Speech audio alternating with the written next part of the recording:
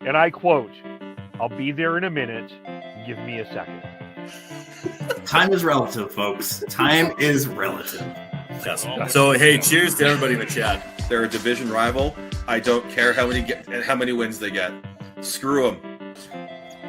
That wasn't the take I was expecting to hear. I want to gush over watching live Chris Tanev. I think that we completely underestimate the skill it takes to play defense.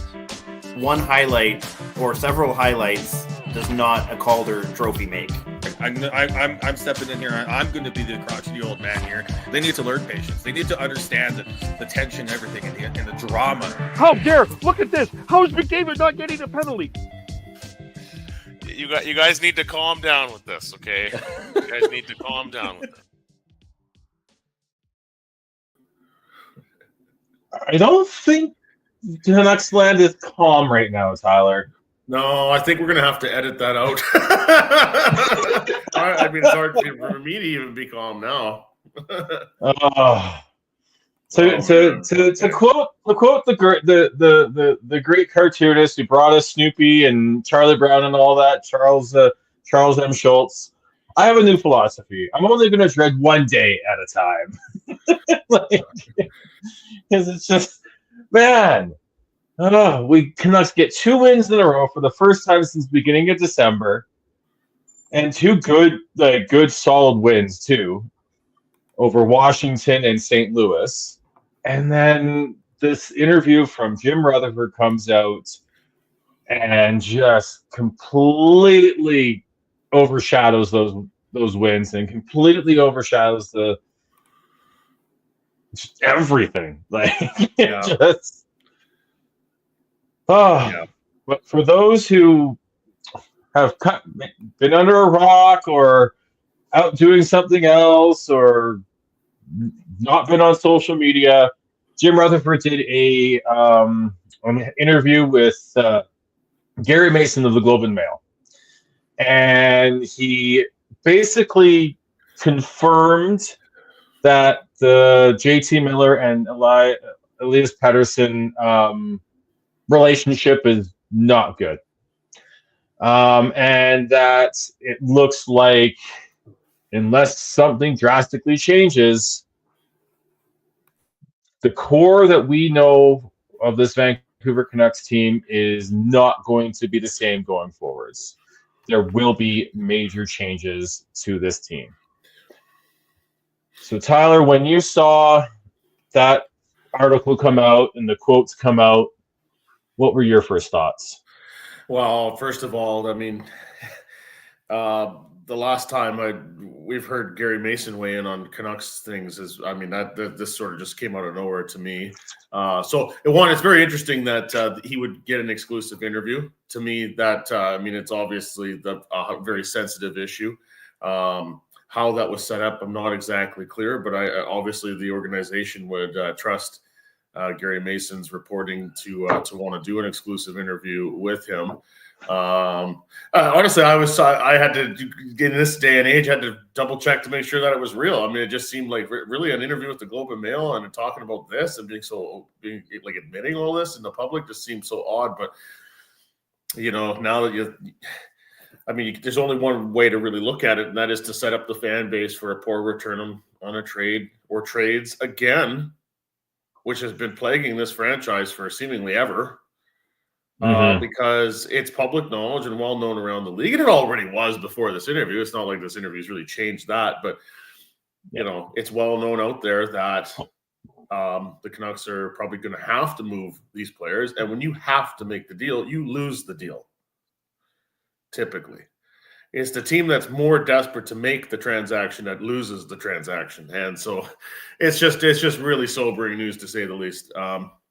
But I mean, if you've been watching a team play, you can see that something's got to change. You could do the coaching change thing, but I mean, how many coaching changes are they going to make? Yep. The Satire Shaw, he had the comment today that this interview was sort of kind of a tacit defense of Rick Tocchet, and Rick Tocchet was a splashy hire and one of the best coaches available at the time when they put him in place, and They don't. He just won the Jack Adams Award last year. They don't want to move on from him. And even if you do, there's no guarantees that the team's going to start playing better. So, boy, oh boy, I mean, we'll get into it here throughout the podcast, but I said at the beginning of the year, and I'm not trying to do the victory lap here. I said if they make the playoffs, I think that's still it's possible, but it's hard to really be that confident in the idea that they're going to be in the playoffs. And even if they are, to what be out in 4 or 5 games, not truly contend for the Stanley Cup. What I would like to see is they just ride out this season with these 2 players, open up their possibilities for trades come the draft, and go from there. I would just really hate to see them knee-jerk react to make a bad deal here in the middle of the season. And as it pertains to Miller and or Pettersson, Brock Besser's another story. He's a pending UFA. They're probably going to have to make a deal before the deadline if they can't come to terms with him on an extension. But yeah. No, man, that playoff run last spring just seems like a lifetime ago now, doesn't it? Oh, it really does. I've just been so over all this drama and noise in the market surrounding these 2 players. And it's just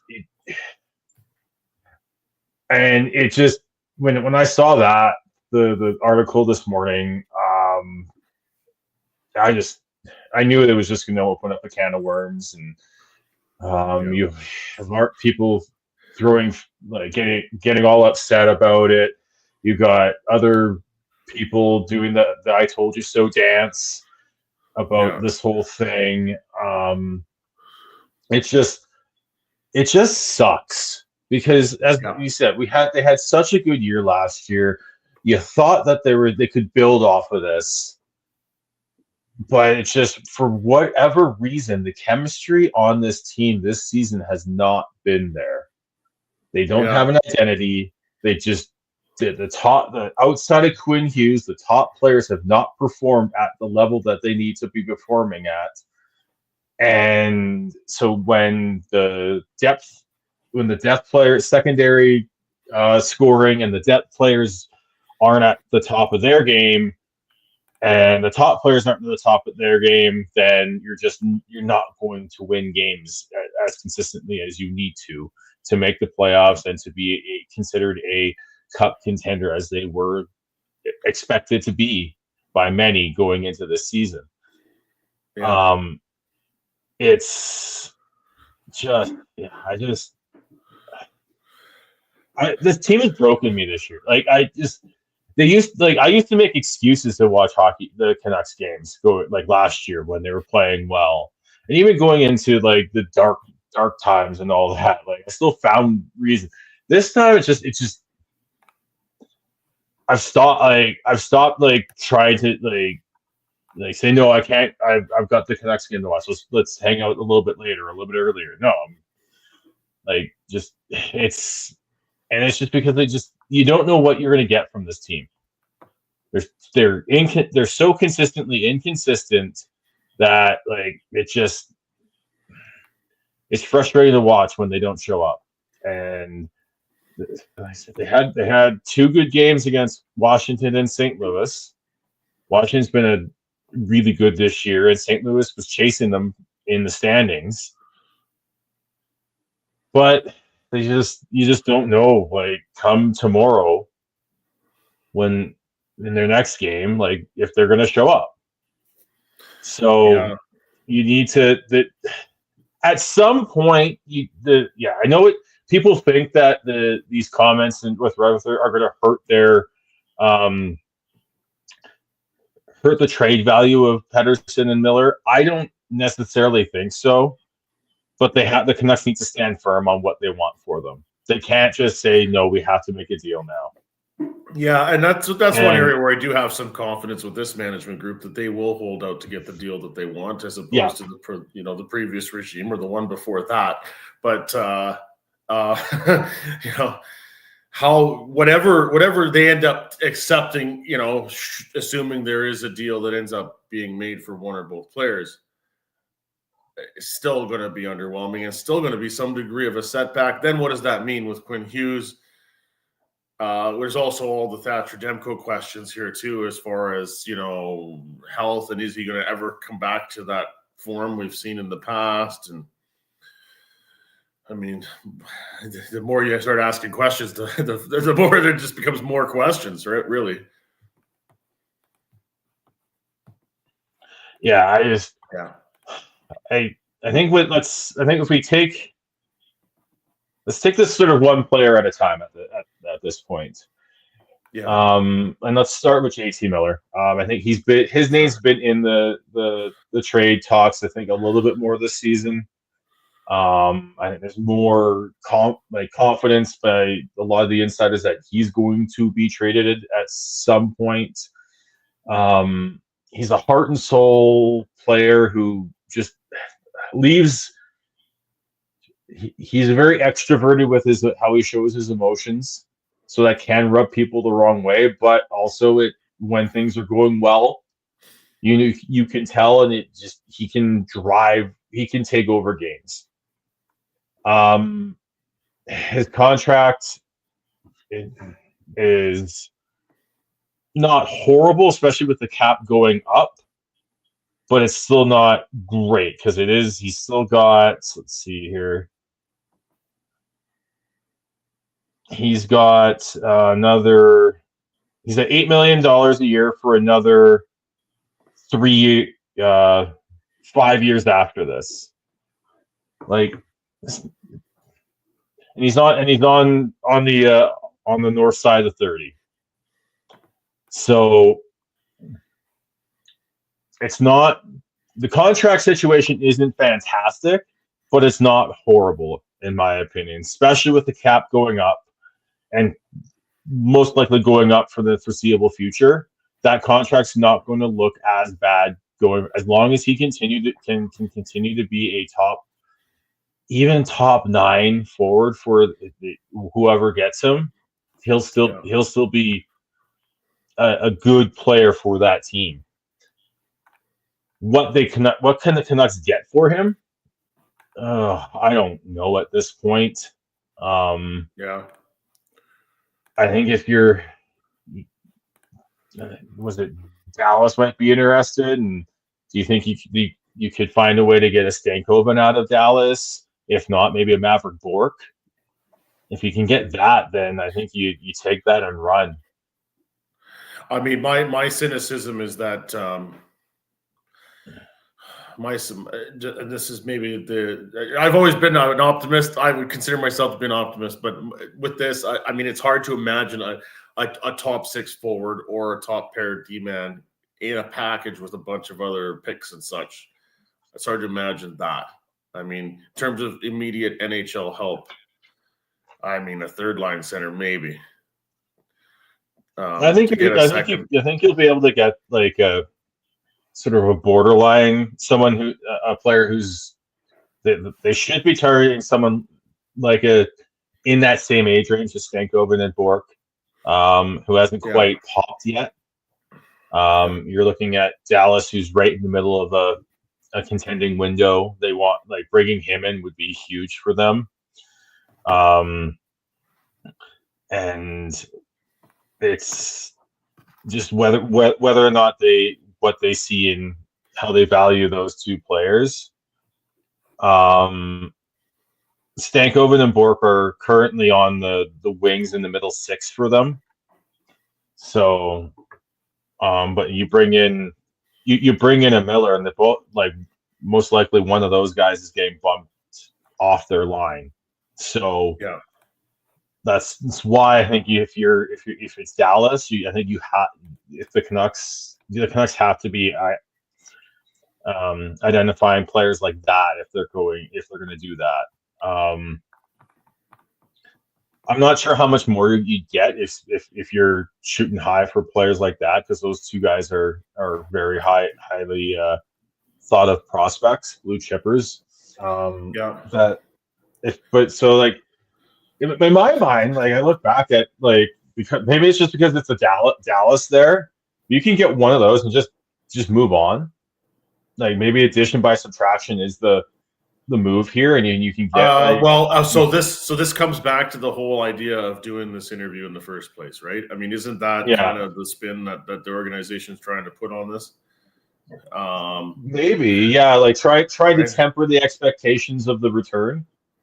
Yeah, but also to set people up for the idea that we've kind of reached the end of the road here with this core and with these two players coexisting. So we're going to do something different, and the addition by subtraction part may be kind of the reason to do it.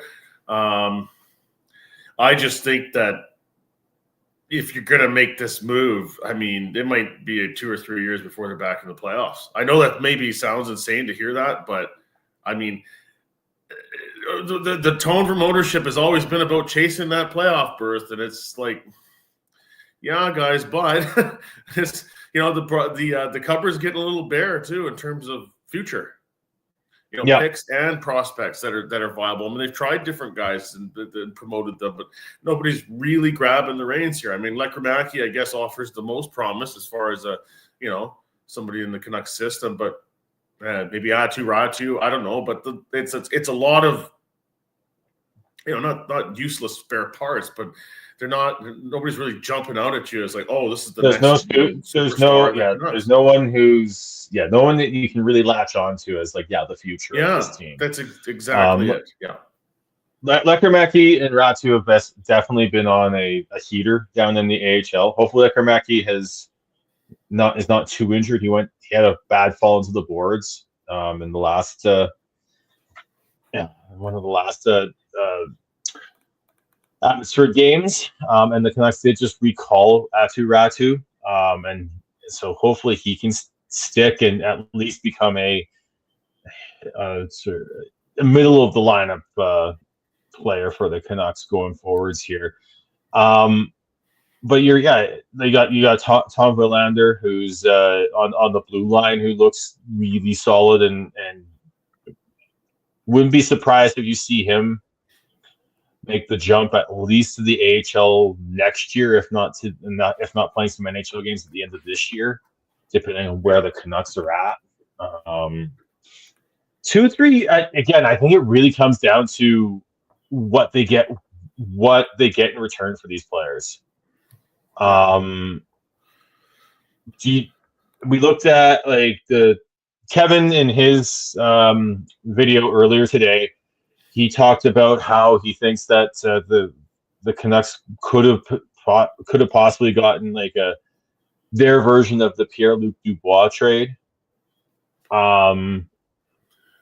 With Miller being older, I don't know if you're not gonna get that many like NHL assets for him. I don't think, at least not that caliber of NHL assets. He also controls where he goes. There's no trade too, right? Yeah. So, but I think if you look at that as a framework, and you can adjust for the value, I think that he's still got value out there. There are going to be 20 teams who are fighting for playoff spots that would love to have a JT Miller at the top of his game on their team. Right now, they're trying to lowball the Canucks, and it's on Alvin and Rutherford to hold firm to make sure that when they get they get the deal that they want. The rumored deal with the Rangers that fell apart because the Rangers wanted there's 2 different reports on why it fell apart. One was that the Rangers wanted retention on JT's deal, and the other was they couldn't come to terms on the condition on the first round pick that was rumored to be involved. The other 2 players were Ryan Lindgren and Philip Hedl that were that were rumored to be in that deal. I mean, it's not a horrible deal.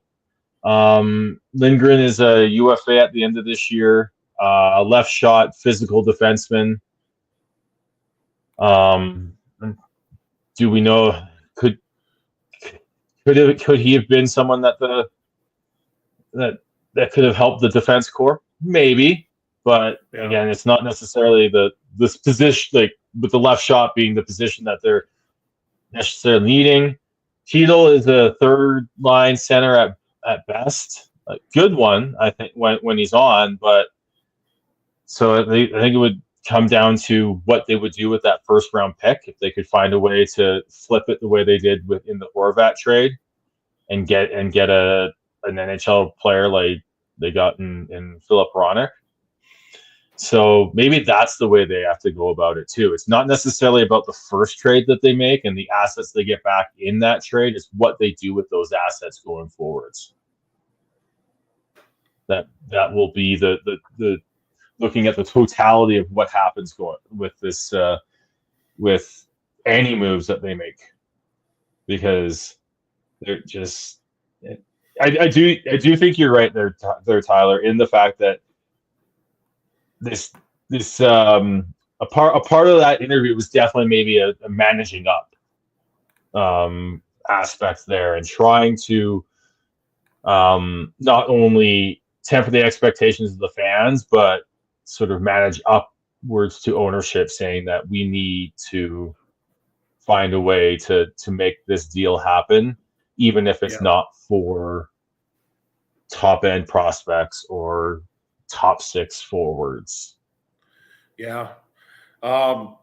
Now, just going back to the whole, media circus part of this, and you've been, anybody that follows Sean on X or any of social media knows where he's at with, media blowing things up bigger than they might be. I mean, that is true. I think at this point, I'm going to say, no, this is on the organization now. I mean, if you're going to go out of your way to exclude the media and give an exclusive interview to one outlet to confirm the reporting that they've already been talking about, this has been poorly managed by the organization.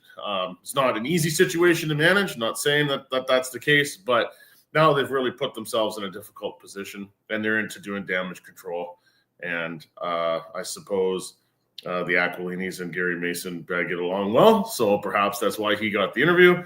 I don't know. I'm kind of going out on the limb with that theory there, but whatever the case now, I think it would be nice if the fans moved off the blame the media thing, because I think we are past that point here now. This has been confirmed by the president of the team, and essentially these two players can't get along, and something is going to have to change. And it may not even just be for egos. I mean, the team, frankly, just isn't good enough, and we're seeing it unfold on the ice this season. And if there's a way to restock the cupboard and look to 2-3 years down the road here, again, as painful as that is to hear, that's probably the right course of action at this moment in time. And holding firm on getting a good return that's where they have to go. And whatever happens this year, just let the chips fall where they may, I guess. Yeah, where I'm at now is that I think that two things can be true. One, these two players don't get along well enough to be successful as teammates and for the Canucks to be successful as a team. And two, I don't think that the media circus surrounding this whole situation helped at all for them trying to figure out if they could. I think it got out of hand. And yes, I don't think the Canucks as a franchise handled it in PR terms very well at all. You had the anything can happen quote from Patrick Alvin at one point, which Kevin said said in his piece, in his video earlier today, that he felt like that comment threw players under the bus. I disagree. I think that was just honestly, I feel like Alvin thought that was more of a sort of lighten the mood throwaway comment that the market ran with. Yeah. And I don't think there was any... I mean, he could frame it as throwing players under the bus. These guys make millions and millions of dollars, far more than the executives that run the team. At some point, they do need to be accountable. Well, you could call it throwing them under the bus. I mean, no, if you want to start pointing fingers, the players have underperformed. They are underperforming their contracts, and in particular the two that we're spending all the time talking about here tonight. So, whatever verbiage you want to use, I think it's still fair to criticize the players and maybe even criticize them more than management. This management group inherited these guys. Yes, they did re-sign them, but once they sign on the dotted line to play for those big contracts, they got to uphold their end of it.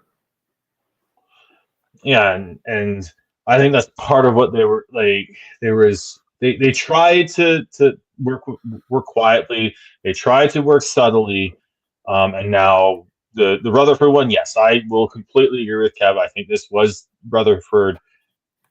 I mean, for a lack of a better term, throwing Miller and Petey under the bus, because he basically said that their issues have definitely affected the team, and it's hard to argue with that. But so yeah, we established that I think. Do you think that Miller is the first one to go there, Tyler?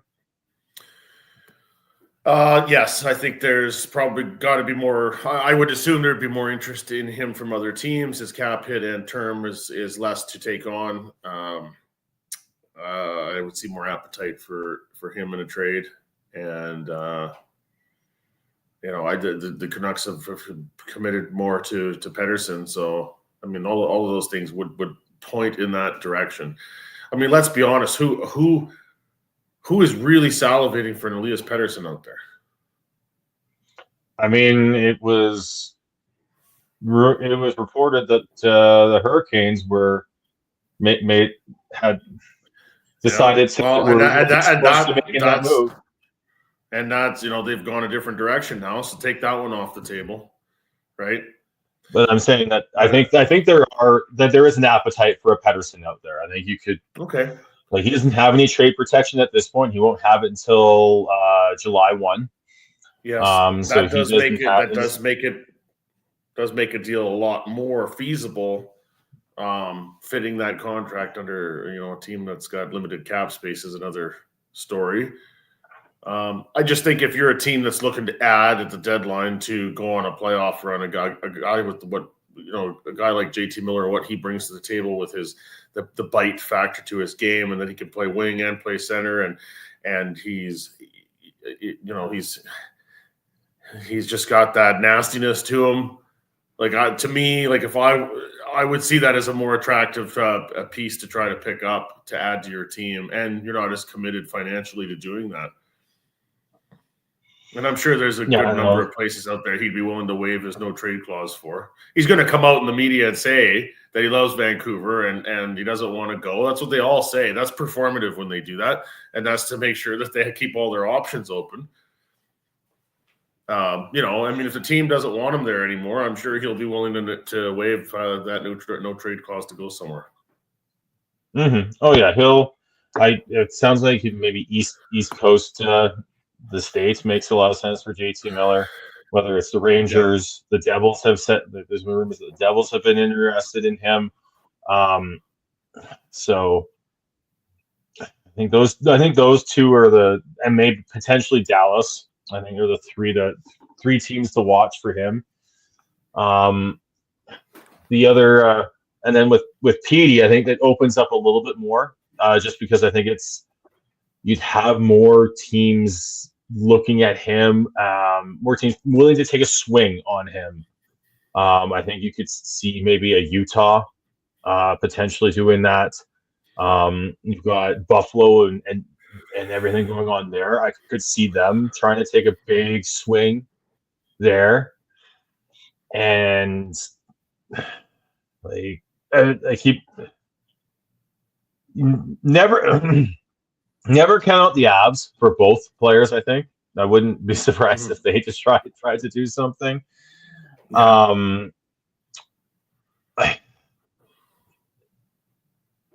And I wonder about maybe Chicago.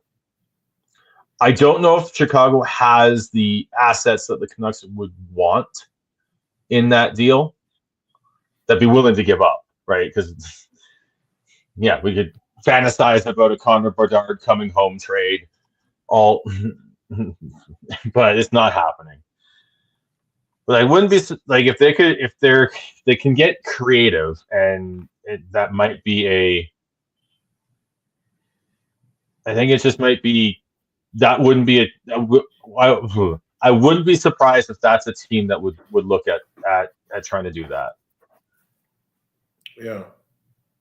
Just with all the body language things and how just deflated Bedard has looked this year at times. Yeah, that's a good. That point. could they could see that. I could see them going, okay, let's swing for the fences. Let's offer all the first round picks and see what and prospects and all that.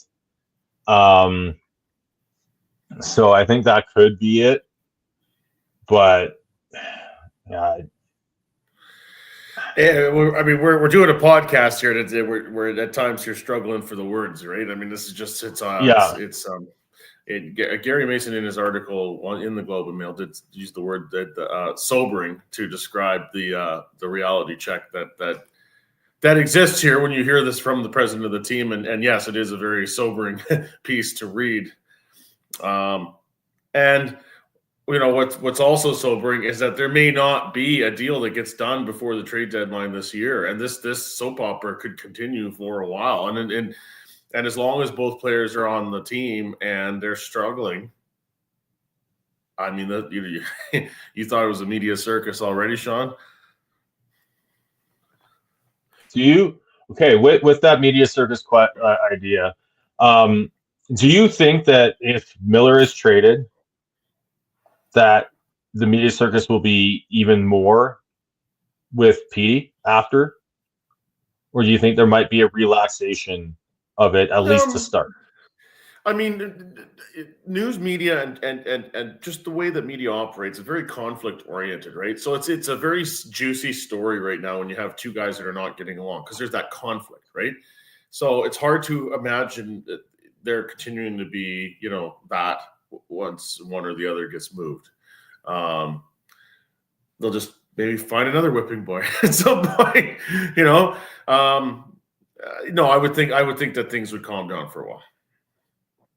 Maybe they'll just go back to their favorite topic of trying to make a goalie controversy when really there isn't one, and that Lankinen's the guy. just saying, that's always one that is easy material for them. Fills a lot of hours on the talk shows. Yeah, I have a heart. And it all comes down to how well whoever is left plays. Because if they play well after the trade is made, then it calms down. But if they still struggle, I think you will see a little bit of that, and it will grow again. But I think that I just hope that whatever move they do make, that there does that whatever monkey or gorilla King Kong size thing that's on the back of the team gets lifted and they can start playing. Because I think part of it just looks like none of them are having fun going to the arena. And I mean, right? You see them score, and there's no real exuberant celebrations anymore. Yeah, people will want to say that there's a lack of effort or not showing up. I mean, it comes across that way, sure, but belief is more what you're talking about there. Like, it just doesn't look like they feel like they have any chance. It looks like they feel defeated already. Yeah. So obviously that compete level is not going to be there when you're already feeling defeated from the outset, right? Yeah. So I think. Yeah, sobering is such a good word for this. Because that's how I'm just sitting here right now, just feeling like, it's I don't really know how else to say it. You're just hoping that it wasn't going to come to this, and yet here we are. Yeah. If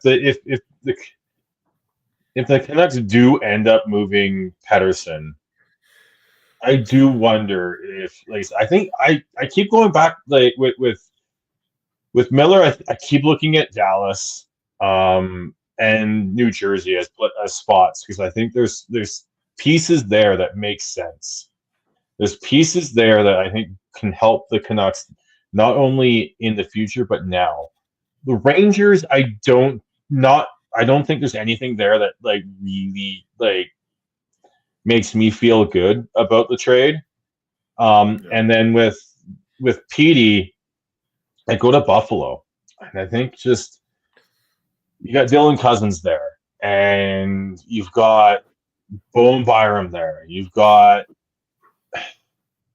Jack Quinn, they've got pieces that could really fit in, especially with a Rick Tocchet system. Like, I really feel like if Dylan Cousins in a Rick Tocchet system could be really good. Yeah. And if you're going to go that route, that's one underperforming player for another, and see if they can rediscover their forms in the new spots. And it's just, but I love coming on this podcast and talking, but like when it's this sobering and this just, I feel this defeated. just like the player, it looks like the players are at times. I feel just so defeated, and that's what's so concerning about it, right? Yeah, and as I said, I've really, as someone who has a podcast, I've really stopped consuming much in the way of sports media in the Vancouver market, and even just sport, like hockey media, period, because I just don't want to have to listen to the same stuff over and over again. Like all of today seemed to be all about who to blame. Why is this happening? Why is this going on now? And now I'm trying to focus on going forwards. What does this mean for the Canucks? Are they actually in a what RE word can we just use to describe what the Canucks are going to go through from now into the beginning of next season, let alone going past that? What does this mean for Quinn Hughes? Because that was another little thing. Well, I don't even know if it was anything major in that Gary Mason article about how Rutherford said, like, we want to keep Quinn Hughes here, but we know he's not going to want to go through a rebuild, so we have to be cognizant of that. And then everyone's like, Quinn Hughes doesn't want to go through a rebuild. I think it's just, that's fair. He's already gone through it. He hasn't seen much in the way of any playoff, being able to play in the playoffs and enjoy that. He's had basically one season of they had the bubble one, but that's not the same. Yeah, no, I mean, it's truly just last year's run. Yeah, so he wants to get back there. He wants to stay there. He doesn't want to go backwards. That's fair. I don't think there's anything newsworthy about that. But I think what it does is, as I said, that's why I think you have to, instead of going for quantity of assets, I think you have to go for quality here in both these trades. And that's why I keep going back to Dallas for JT Miller. And I just identify Bork and Stankoven as players that they want. And if they can't get them, then you hold fast. Yeah, I mean, and if they do end up having to take a trade that involves draft picks, then the hope would be in this upcoming draft and the one at the year after that they can kind of restock the cupboard there, and ideally with some second round picks. I mean, I'm not holding out much hope for high first round picks. Maybe depending on which team you trade with, you might get a low first round pick. That'd be great, fantastic if they could. But if you can get a little bit of that, but more along the lines of what you're talking about, like credible, immediate NHL level help, or players who are just on the verge of that. Yeah, I think you could look at that and say, well, that we did the best we could under these circumstances, and we're going to move forward with that. That's going forward. I guess that's what we're going to hope for. Or these guys find a way to kiss and make up, and it's all over with. But I mean, I don't know. The fact that this interview came out today suggests that's not going to happen. So, I just want to say that part to me is what's really disappointing. I'm sure a lot of people feel this way too. These guys are making big money. They're professional athletes. Part of the professionalism is to work out whatever personal differences you have with your your coworkers, and this exists in all kinds of work contexts, people not getting along, but you're all there to do a job and to try to move the operation in the same direction. And it's obviously a lot more spotlight when you're in a very public spotlight like it is being on a pro sports team. And it's just too bad that they can't figure out some way to make this work. But I mean, you don't have to spend too much time following this team to see what kind of difference in personality we're talking about here with guys like JT Miller and Elias Pettersson. I mean, they couldn't be more polar opposite in terms of personality and sort of what motivates them and what levers to pull as a coach, and what how their communication styles would differ, and how there would maybe be differences of agreement on the way that they're doing things. Yeah, and it's just, I think at this point you have to look at this as Alvin and Rutherford have to look at this as a true opportunity to completely get this team in ID play. And the reason why I also think that Stankoven and Bork are players that they should be IDing is I think they fit what they want this team to be.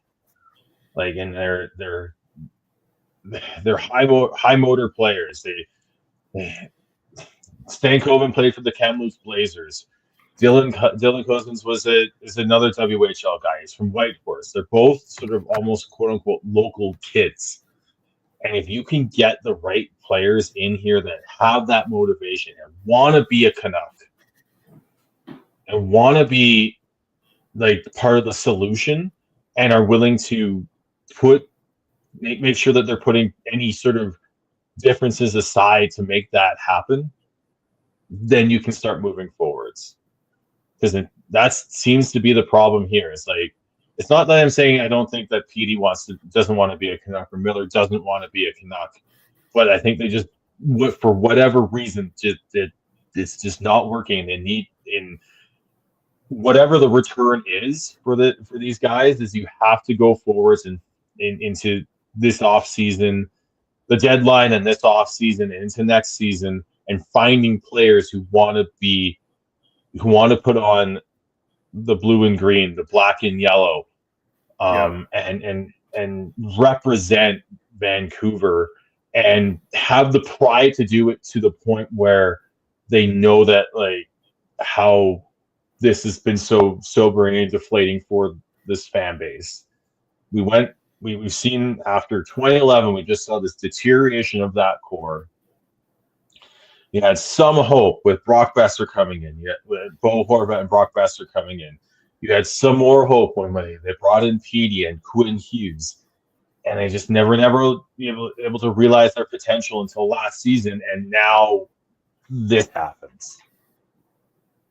So whoever comes in needs to be a breath of fresh air. Whoever comes in needs to be willing to bleed blue and green more than this core has it felt like this feels like this core does. Yeah. You look at the numbers that are up in the rafters at Rogers Arena, and you can argue about them till whenever, but Stan Schmiel, Trevor Linden, Marcus Naslund, and the Sedins. You've got Pavel Bure up there as well, but the rest of them, they bled Vancouver Canucks colors. Yep, they did. Yep. Yeah, Alex Burrows is part of the Ring of Honor. Bled Vancouver Canucks colors. Like, you've got Kevin Bieksa on Hockey Night in Canada defending them because he bled Vancouver Canucks colors. Even the fact that Ryan Kessler left, when he says that it was his biggest regret was leaving Vancouver. He wanted to win more than anything else. And that's kind of sort of the vibe you get from JT. It's like he wants to win more than anything else. Yeah. But I don't think he necessarily bleeds Vancouver Canucks colors the way that the Burrows, the Biexas, the Sedins, Lindens, and the Smeals specifically did. Yeah. Yeah, it does feel like we're a long way away from seeing that again, right? Right? Yeah.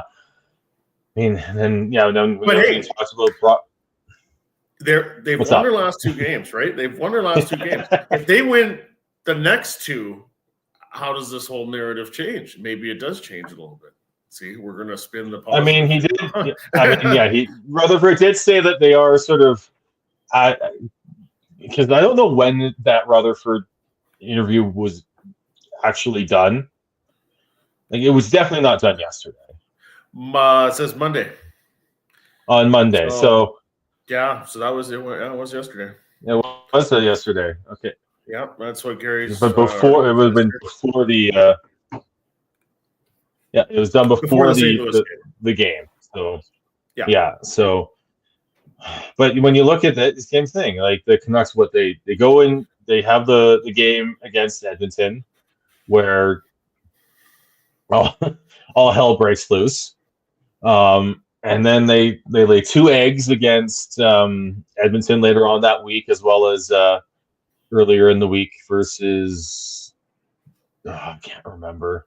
And then they go out and play really well against Washington on Saturday night, and then they get another nice solid game against St. Louis last night. You don't know what you're getting, and that's the problem. Yeah, like they played. I think it was at Nashville tomorrow.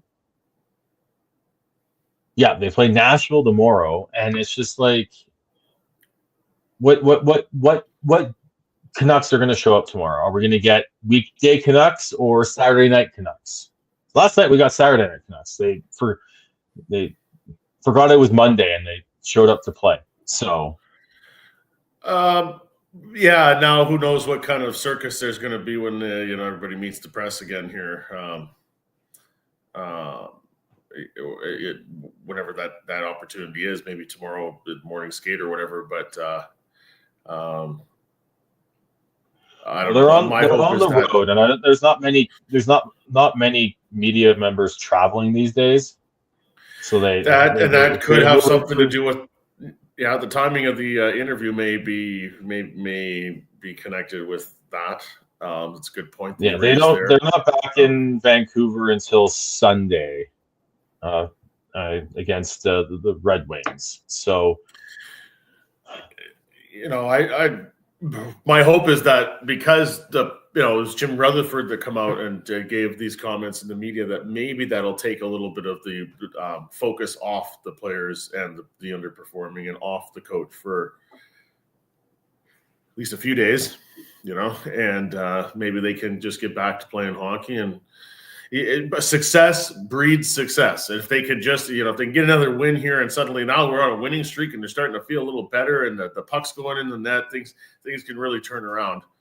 I know there's a lot of ifs there, but that's the path forward that they can control. That's the part that the players can control, is just what they do on the ice and trying to get their fundamentals figured out. They've had a lot of lineup flux. Obviously, they struggled without Tyler Myers. He's back.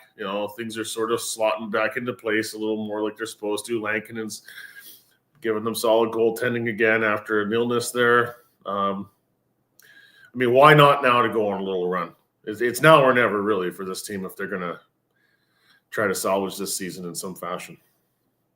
Yep, they need to get going, and whether it's now and then they can. Regardless of when these moves are made, they need to figure their shit out now as a team, regardless of who's there, and start just showing up. Because I think the other issue right now is just their home record's been atrocious. Yeah, like they haven't put really good efforts in front of the home fans, and it's just, I think that also adds to the noise and the frustration within the market, because people are putting up a lot of money to go to these games and getting poor performances more often than not. Yeah. So, you mentioned Tyler Myers there. Yeah. You mentioned Tyler Myers there, Tyler. We haven't had you on since that whole kerfuffle.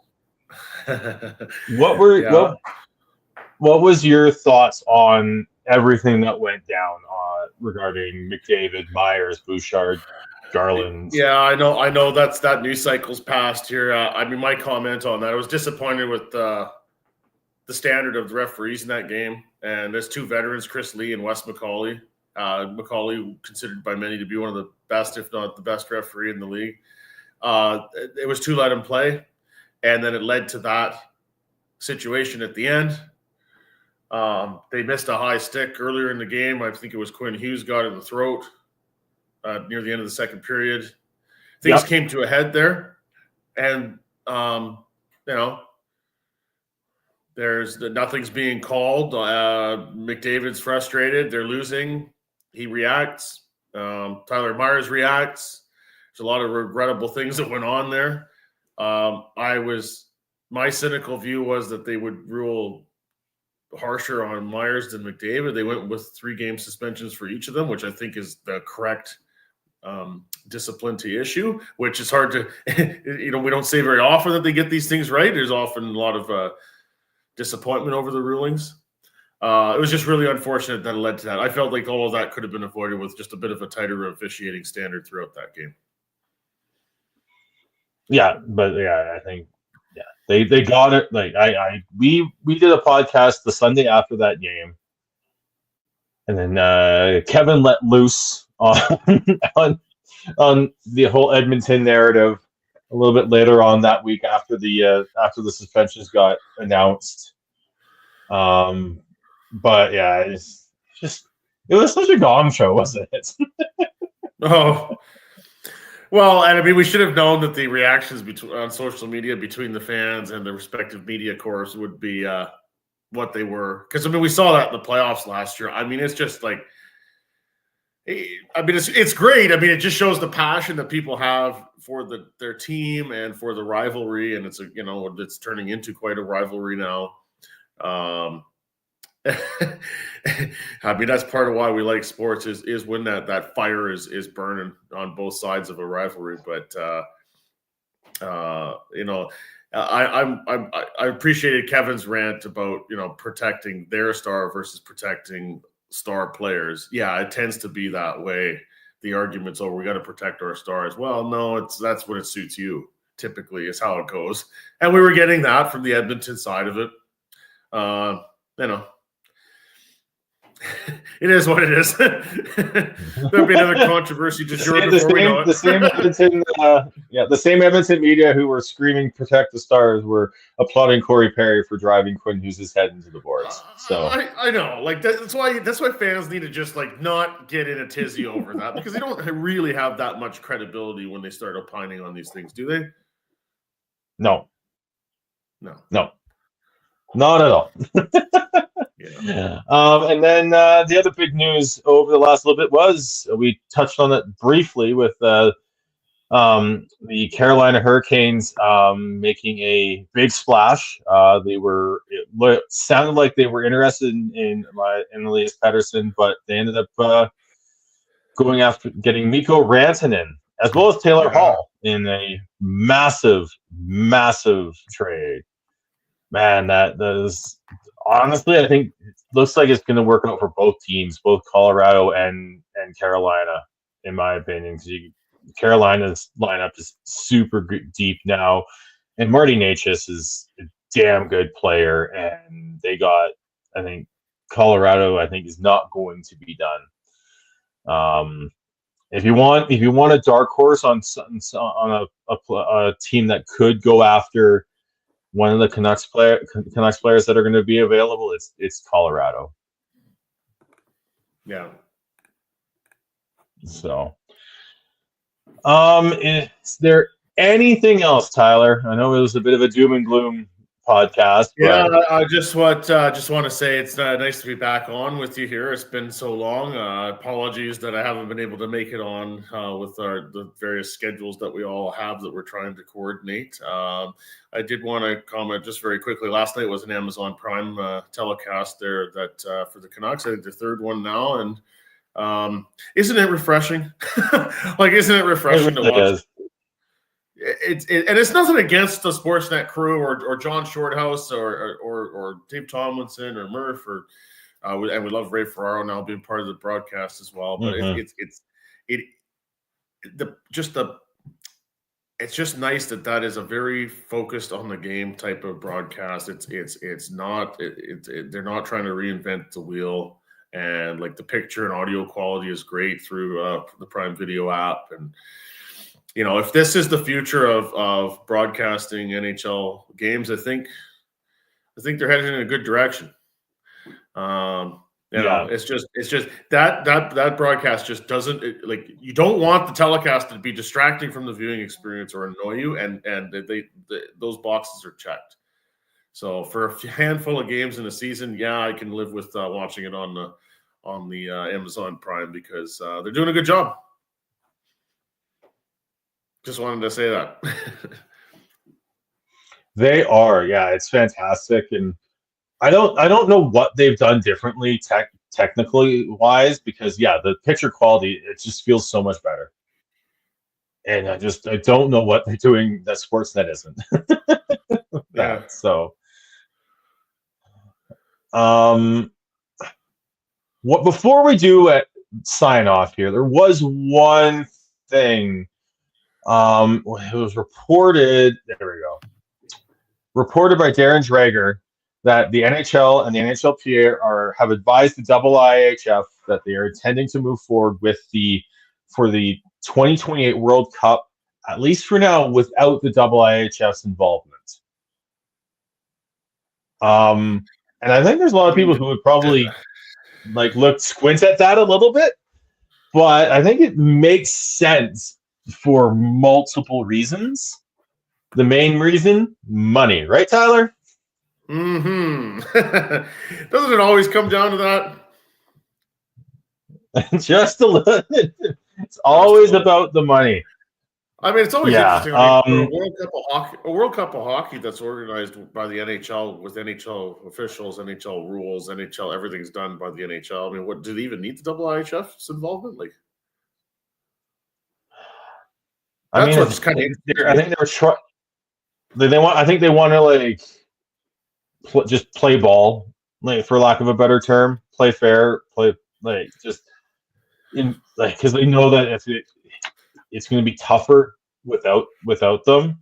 That being said, depending on how this Four Nations tournament that's coming up real fucking quick here turns out, it could be a lot easier. So I think the big question here is not only about money.